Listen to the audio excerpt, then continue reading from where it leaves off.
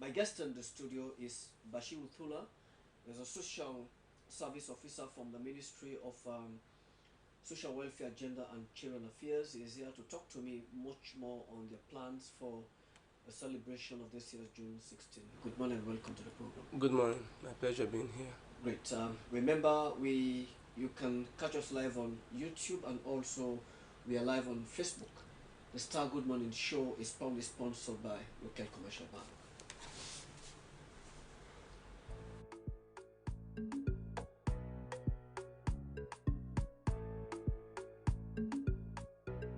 If you want to get your lunch around quick one without you no waste time from supermarket or restaurant at home, you no feel say that go fine? If you just take wetin you want without you not turn up na long line?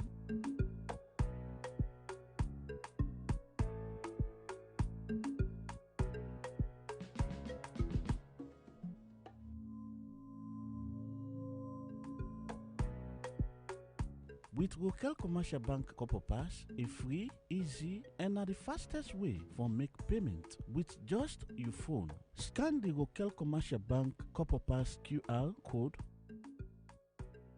and make your payment instantly. You no need no internet na your phone. Rokel Commercial Bank, the bank of choice. Welcome back from that commercial break where we move along with the program. The head of the Criminal Investigations Department at the Sierra Leone Police, Gabriel Tomi, on Thursday, June 13, 2019, held an interactive dialogue forum with car dealers to outline plans on how to mitigate the rampant thefts in the city. My colleague Hassan Kuruma has the details of this report.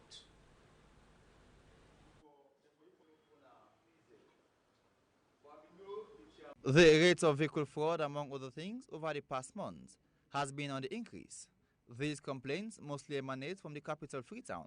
This was confirmed at a press briefing organized at the Criminal Investigations Department conference room at their headquarters in Freetown. Addressing pressmen at the Criminal Investigations Department, the head of CID, Gabriel G. M. Tomei, said the rationale for holding the news conference is to get onto the public that the police is now contending with a new form of crime, which is car theft and mobile theft, noting that there are lots of criminals pretending to be genuine. The rationale behind the press conference is to get on to the public, to, for the press to help escalate the information to the public that the police is now contending with a new form of crime, which is car theft and mobile theft. So we want the public to be aware that a lot of criminals are out there who, in the guise of being genuine business people, take vehicles, stolen vehicles to them, take money from them, and at the end of it, there is the challenge between the owner of the vehicle and the person who pays money for the vehicle. So we want the public to be informed that this is what a lot of people are doing. People go around car centers. They usually, when somebody wants to put out a car for sale, the person writes the contact number on the vehicle. So these 419ers or criminals, they go and take the contact number, they call the person and tell the person that we are interested in buying this vehicle. In the meantime, they then will contact somebody that there is a vehicle for sale. So the person who owns the vehicle will get in touch with the criminal, and the criminal pretends that he's a genuine person, goes out with the owner of the car to this unsuspecting buyer. So the unsuspecting buyer negotiates in exclusion of the true owner of the vehicle, negotiates with the criminal and pays money for the said car far, far below the actual cost of the vehicle, which in fact is the means that they use to bait the potential buyer to accept the deal. So when once the money is paid to the criminal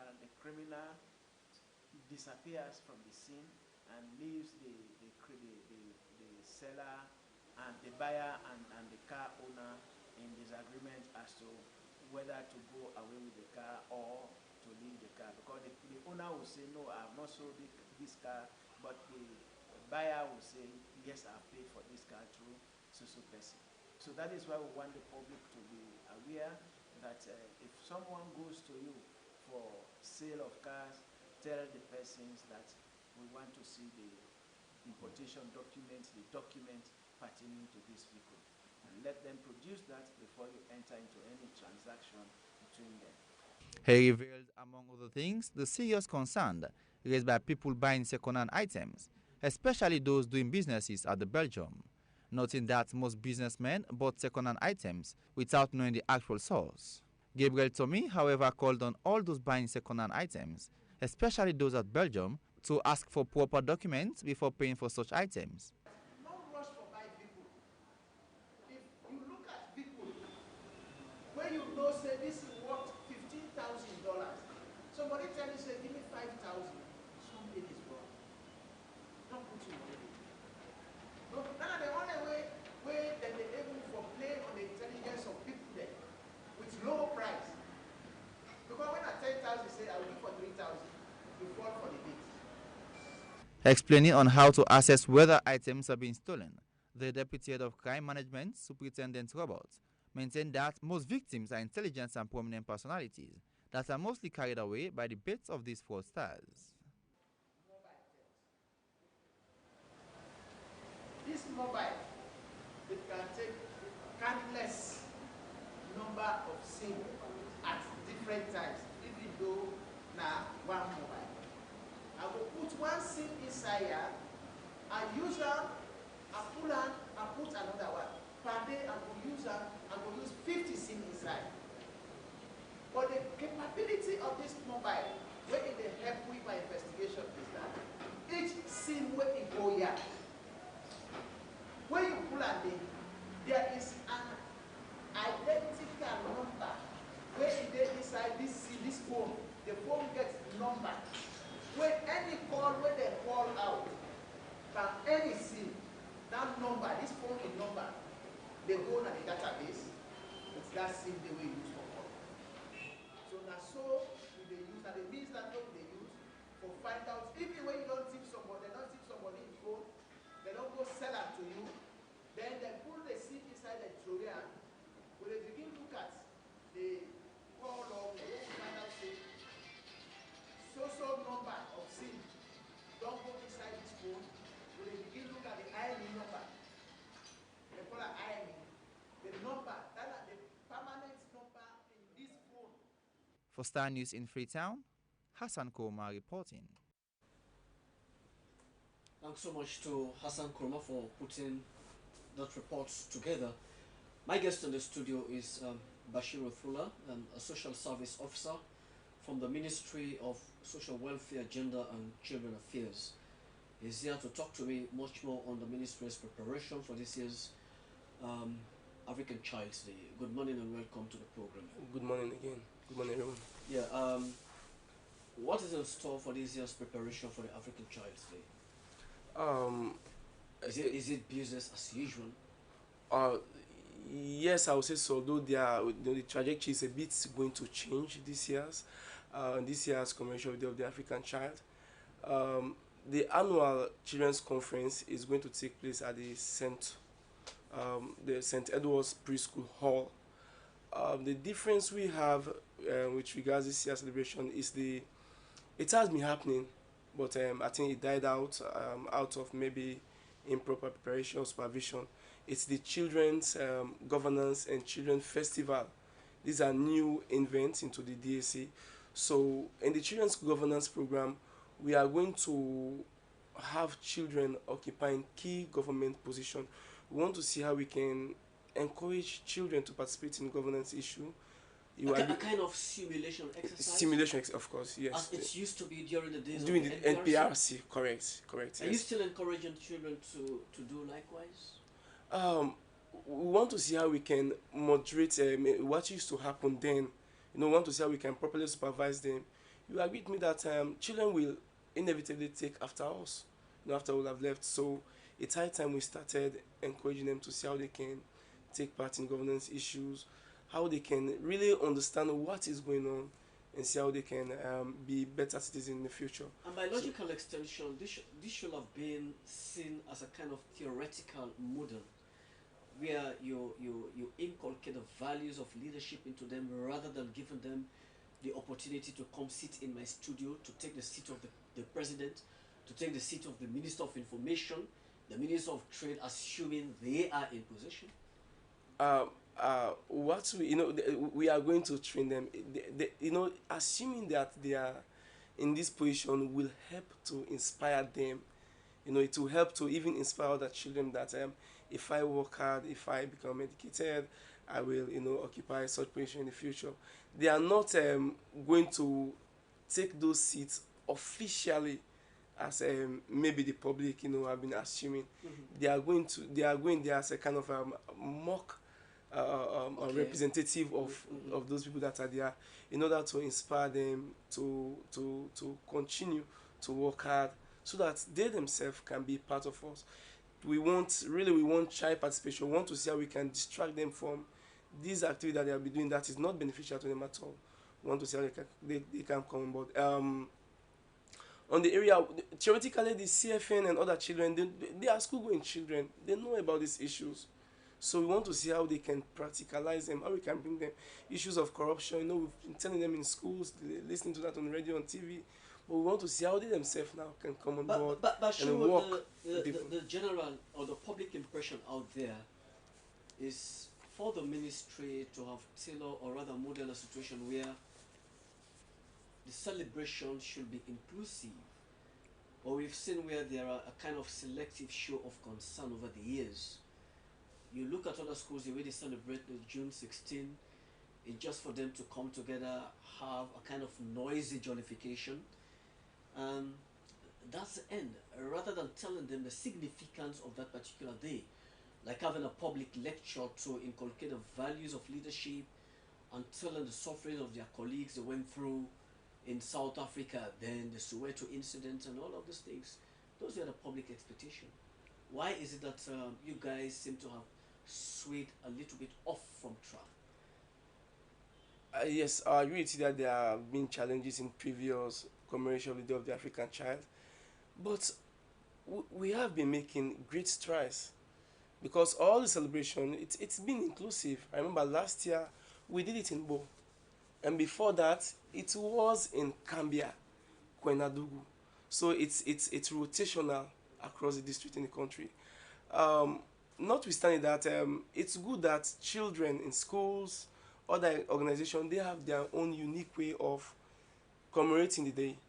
It's not only, yes, it's in reflection of what's happening in South Africa, but we want to see how children, how everybody can come on board and see what is affecting the children of this country in their own community, localization, or in their own ways, so that they can help raise awareness in that particular locality, for government to take action, or for them to see how they can enhance the welfare of children. I bring you to the point where if your intention is to localize the celebration, you would have worked in tandem with the Ministry of Education, where perhaps they would design policy as to how the children could get themselves, having this day celebrated.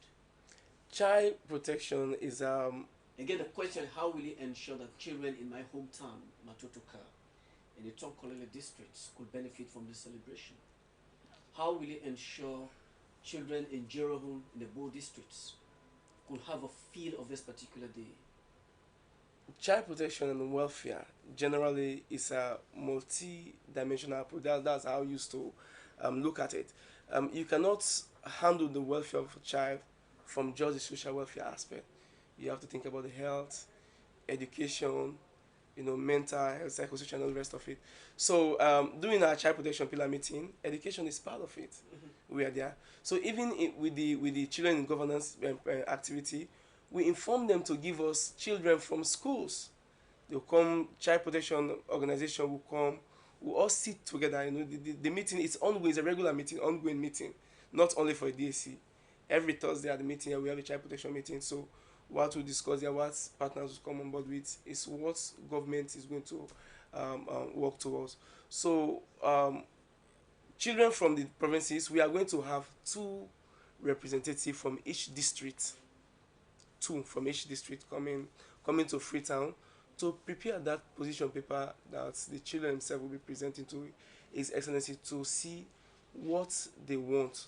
This year's theme for the commemoration of the Day of the African Child is humanitarian action in Africa, children's rights. That's a thing. Yeah, that's the theme. I just wanted to ask you. Yes, children's right first, and we try to localize it at Pan Pikin Right Business Salon. Real Business Salon, we for put Pikin rights before.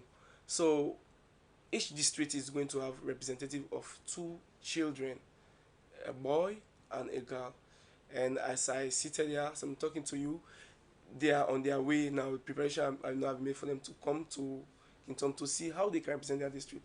And notwithstanding that, the ministry is decentralized across district and regional level, and they are also holding the Day of the African Child there at their own unique way. We also, we've given the people to organization, different organization, community to see how they can raise awareness. All we want to see is to raise awareness not only for this day, the Day of the African Child, but for a continuous, awareness raising, so that people can be aware about the welfare, the rights, and protection of children generally in the country. Okay. Again, the day falls on Sunday. Yes. Will the celebration take place that particular day, or it's going to be shifted on Monday? It's on Monday. It's on Monday. It is going to be shifted on Monday. Yes. So I'm not sure that's a public holiday. I'm not sure. No, it's not. It's not going to be a public holiday. The children, because Sunday the offices of the presidency or public offices generally will not be accessible on that day, so we decided to shift it on Monday. But the children conference will take place on Sunday at the St. Edward's Preschool Hall. That we have a church service. We're going to have a Thanksgiving, have a church service as well. All the children that will be coming from the province and other children within the Western area are also invited. We can go there to see how we can get. Today we have a Friday service as well. We'll go to the Central Mosque to see how we can encourage the religious leaders as well. Like you said, we don't want to see it as business as usual. We want to see how everybody can come on board, religious, community, local admin chiefs, to see how we can come on board to promote how child welfare protection. How challenging dealing with children's issue? You've been a social service officer in the Ministry of Social Welfare, Gender and Children Affairs. It's quite challenging. I would say challenging.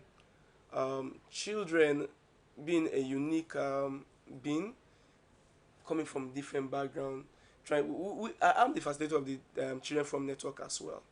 It's quite, but I will tell you again, we should not underestimate the potentials of these children.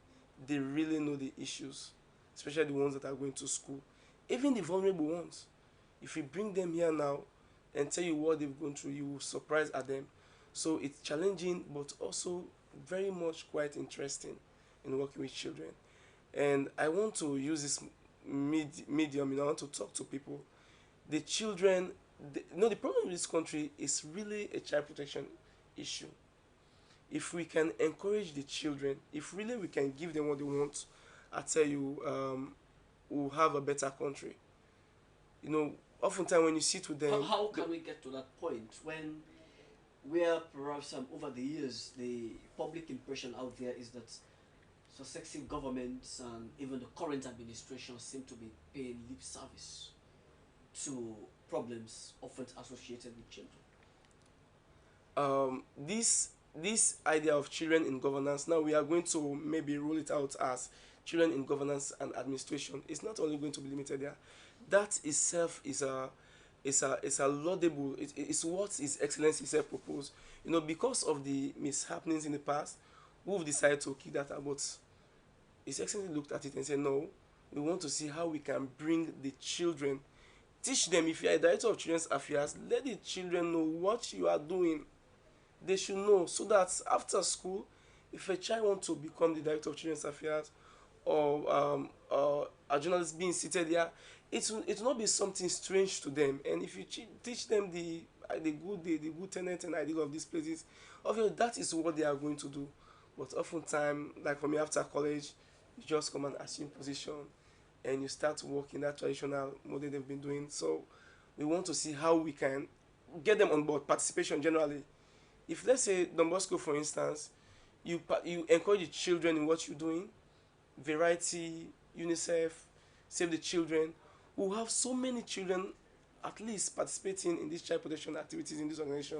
So that will help to distract them in these cliques and other violence activity they are engaging in schools and places they are. So that is what we want to see this time around. That's how we want to change the trajectory. One thing that has been conspicuously absent over the years is telling them what to do without, nurturing their sense of responsibility as to how they should get committed in undertaking country affairs. That is to say, their responsibility. They have their roles they should play in society, but what their responsibilities are, all of those things don't seem to be going in tandem. Yes, children's rights and responsibility, because most of them are assuming that's my right. Mm-hmm. That's and what we fail to know their responsibility as well. That's what we even told them. We said we have been looking at you, because most of them we are thinking that because I'm president of CFN, I am going to be His or Her Excellency on that day. We said no, we will look at some other vulnerable child, somebody that the general CFN or trained populace recommend to us is not business as usual. That you, because you are the Secretary General, we are going to give you this and that position. We want to see how they can be responsible in handling. That's why we've tied attachment to these activity opportunity we're giving to them, so that they can work towards it and be responsible citizens. Obviously, we are promoting their rights, and we don't want to be that hard on them. We want to see how we can continue to encourage them. So that's why we gave attachment to these positions, and even other opportunity, travelings. And if you want to come to the ministry on a Thursday meeting to take part in it and to see how the ministry can encourage you, you want email, you want ID card, you want attire, you have to behave well. You have to be a role model for other children in society. So we are giving these attachment to see how we can change them as well. Mr. Tula, I tell you what, I am in restless readiness to see who will assume the position of the Chief of Defense Staff on Monday by way of simulating the responsibilities. I really want to see who is going to play the role of the Inspector General of Police. I want to see who is going to play the role of the First Lady in the country, and equally so, perhaps the Chief Minister, and by extension, the President. It's the same. It's same. People we are saying this to, even with child protection partners. But I told them, don't underestimate these children. They know the issue and they can surprise you. You saw what happened at the Bintu Manitri? That is the president. Mariam Samai is the president of the Children's Forum Network. A lot of people, the Children's Forum Network is a leading child organization in the country, but a lot of people don't know about CFN. It's only under they have that, child trail they hold there. So we have a lot of them, and I'll tell you, they can. You surprised on that they will be trailed on that day to see how the children knows the issue and how they can, deliver to the nation. So that is how we want to continue to see them. But really, these children in government, the commemoration is not only limited to that. Excuse me, to see how children can just take administrative position. We want to see how children, also the children festival, we have the children festival activity. Children also with other talents, not only administration, children who can weave, carve, mime, read poems, drama. It will be taking place just after the Advocacy and Miata conference earlier. They can come on, but we want to see how we can encourage them with good talent. You come and display your talent in front of other children, in front of child protection partners, and see. We'll look at that talent and see maybe how we can talk. If you have talent in the media, we talk to people from the media. If you have talent in weaving, we see how we can encourage people in that aspect to see how you can develop that as well. So we are going to encourage the children festival. I'm practically activity. keen to know how, as a nation, we can get an edge over some of the accompanying challenges often associated with children by way of collaboration, looking at the three strands: the family, the school, and the larger society. That brings me to the aspect of socialization.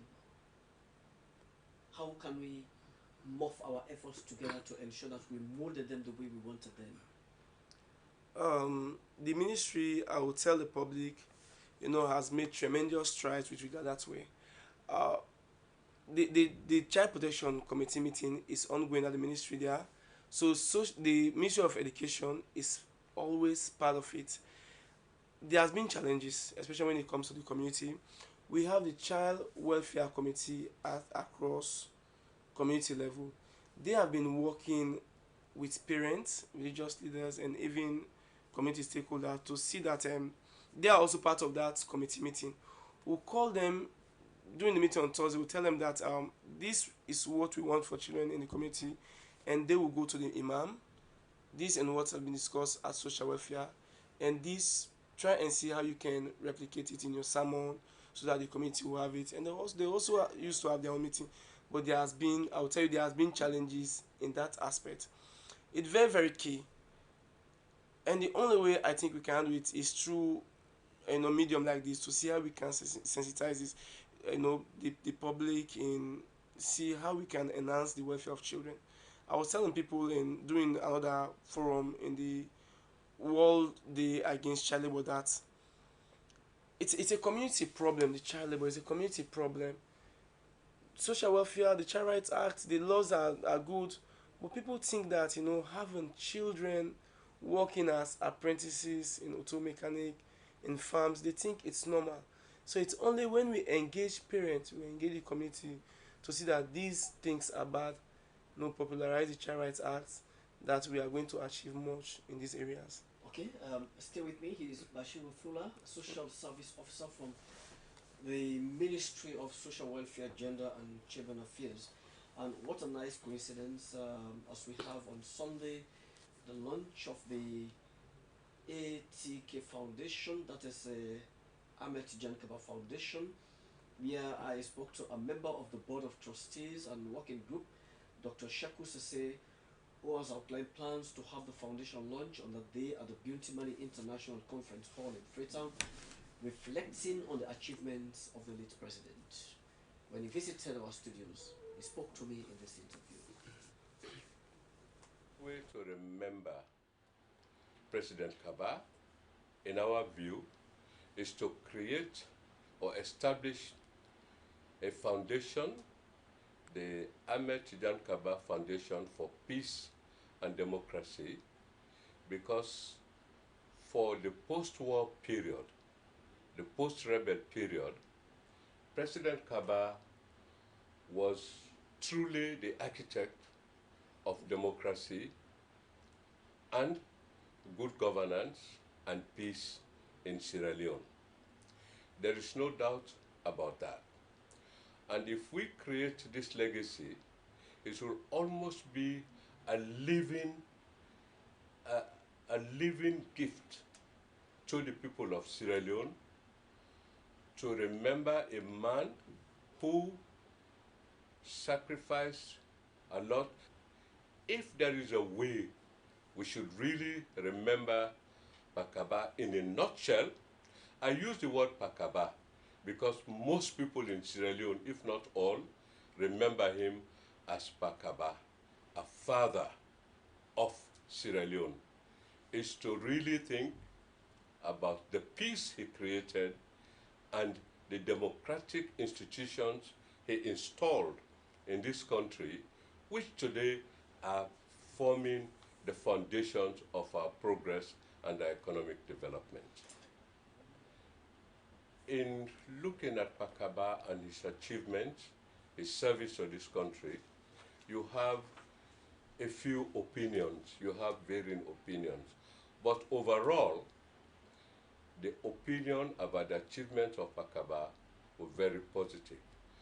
We Sierra Leoneans, patriotic Sierra Leoneans, are very, very grateful to those foreign forces led by Nigeria who are there at the moment trying to restore law and order and to protect the law-abiding citizens of our country. And I hope my people in Sierra Leone who may be listening to this will understand that my purpose of calling the Nigerians was really to save us, and the international community as a whole was to save us, and that the ECOWAS troops that are there to save us, to bring about law and order, and not to attack them. Certainly, their targets will not be civilians and or other installations. Their targets will be the military and the rebels that have sworn to destroy our country. Honestly, as I said in the beginning, we created or we're trying to establish this foundation which our president, His Excellency Maada Bio, has agreed to launch to really create a living memory of this great man. Some of the things that really characterized his tenure of office were he was a peace builder. He brought people together. I think this is one of the things wherein we really can remember and pay a lot of credit to this great man. And that is why we are creating this foundation, this Ahmed Tijan Kaba Foundation for Peace and Democracy. Ambassador Sule Darami, IJ, and Matia, and Aja went to Makeni to formally invite the president to attend the launching of the foundation. And let me say here that he was very pleased that in fact we had taken this move, and he indicated that he would attend the launching. He saw this as a continuation of that good relationship between him and Pakaba. And believe me, if I may also add here that I think there was a large group of APC members in Makeni at that point, and they all indicated clearly that they would like to attend this particular launching. And for us in the foundation, well, we're very pleased that we have a foundation for peace and democracy. If by this launch, by our own president, we're able to bring former presidents, including our own former president here, we see it as a good beginning for peace.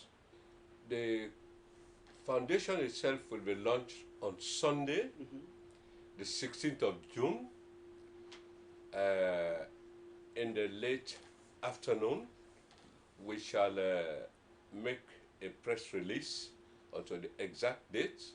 But what is certain is that it will be launched by our president, His Excellency Maada Bio. There will be former presidents.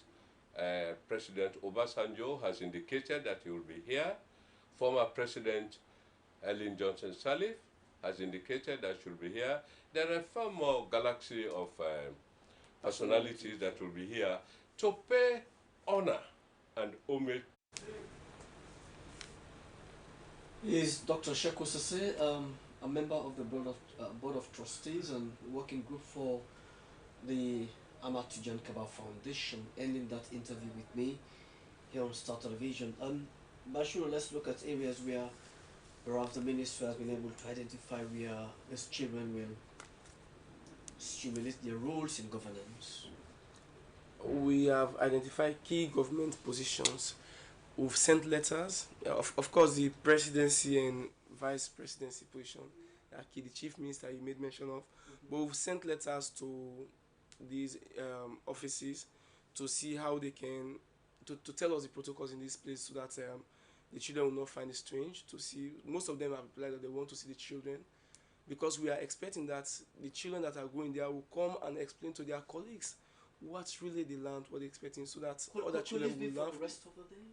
No, it could not be for the rest of the day, because they'll be coming to Miata conference on that Monday to to inspire their colleagues as well, because you being the president on that day or she being the president on that day, other children will want to also emulate them, and so we want to see how they can. Also, the media want to have access to them on that day to get the feeling about the position they are occupying.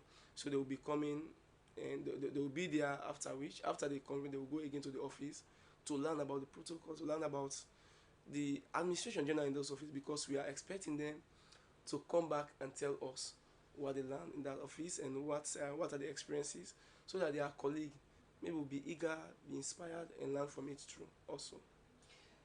I am looking at a situation where our society is heading for a very delicate moment in terms of foreign influence, what perhaps many sociologists could refer to as the aspect of acculturation, where you inculcate foreign values into your own values here. The use of the social media is becoming a challenging aspect now, not using it for its right purpose. There are bad influences in there. What are you doing to actually mitigate the impact of those social menace that seem to be confronting us as a nation? It's Of recent, we saw where students taking the WASC exam, they went haywire just because they felt deprived of not letting the authorities to allow them to spy or cheat in exams. It's been challenging of recent, but I will come to that as time progress. You saw with what you just mentioned, we are in children, we are on streets, on social media, we have the photos, but the children from network came up with a press release on that as well, condemning that act. Yes, condemning that act.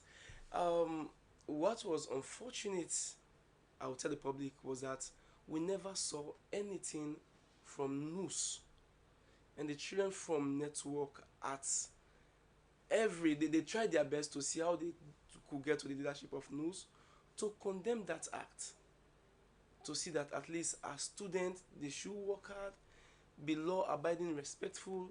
Then the examination, of course, is not it's not meant for that. How he said the free education initiated by His Excellency is not relevant, and they should move it, they should allow you to cheat in exam. No. So you see, the children from network, being the child organization, saw it, tell me that this is bad, and they should put a stop to it immediately. So that was why, and that press release is as a result of a training that somebody gave them then, but this training has not been forthcoming. That's what I'm saying. So we want to encourage media practitioners, other institutions, to see how they can. It's ongoing. Encourage the children. You teach them about media ethics, the social media communication in general. We used to have Save the Children coming on board, but it has been challenging, and other institutions as well. They used to come to the ministry, organize this training for the children. But for us as ministry, if you are of course we do allow that you can be on the Facebook, but we'll monitor you.